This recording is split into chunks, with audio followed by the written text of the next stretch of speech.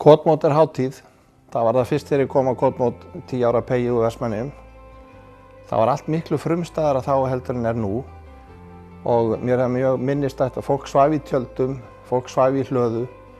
Samkomulag voru haldnar í kirkjunni og það komast allir fyrir og kirkjan væri lítil.